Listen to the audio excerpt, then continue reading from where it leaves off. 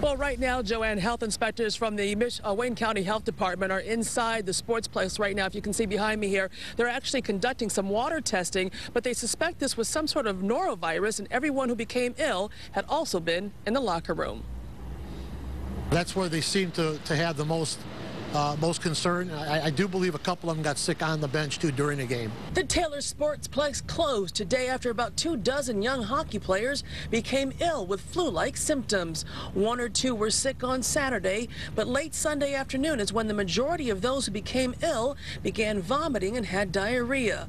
Hundreds were evacuated, and Taylor's fire chief says they checked air levels and don't believe anything like carbon monoxide or carbon dioxide is to blame. With the flu-like symptoms, experts from the Wayne County Health Department suspect a norovirus, an infection that suddenly affects the stomach and intestines, and it spreads quickly. The spectators or people are out in the general area had a problem, which is another reason why we didn't really suspect there was something in the air.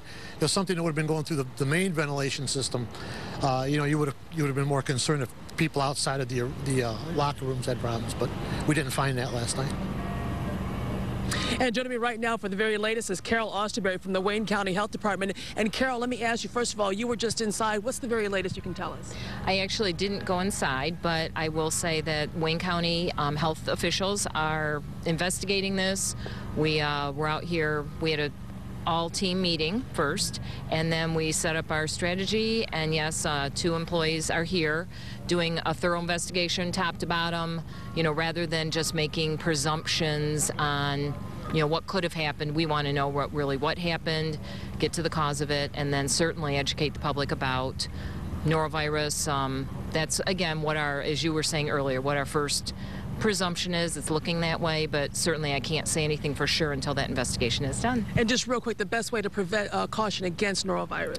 Norovirus, the best way is good hand washing. When you're sick, don't go to work, don't go to school, and certainly, vomiting, diarrhea, that's how we prevent the spread of the communicable diseases. So hand washing and stay away from others. Okay, thank you so much, Carol. Appreciate it. That's the very latest from here in Taylor. Kimberly Craig, 7 Action News. Back to you. All right, Kim, thanks so much for the update. And a victim's mother shared her thoughts on the scare with 7 Action News. As you can imagine, something like this is very troubling for players and parents alike.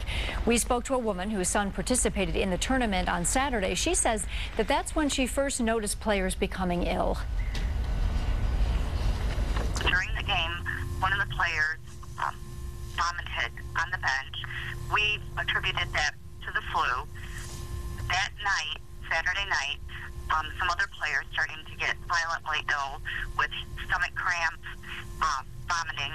On Sunday, my son at approximately 3 o'clock started vomiting, excruciating stomach pains. This continued at 3 o'clock Monday morning. Debbie Bourne is a healthcare professional in the Toledo area, and she was able to monitor her son, Zach, who she says is doing fine right now.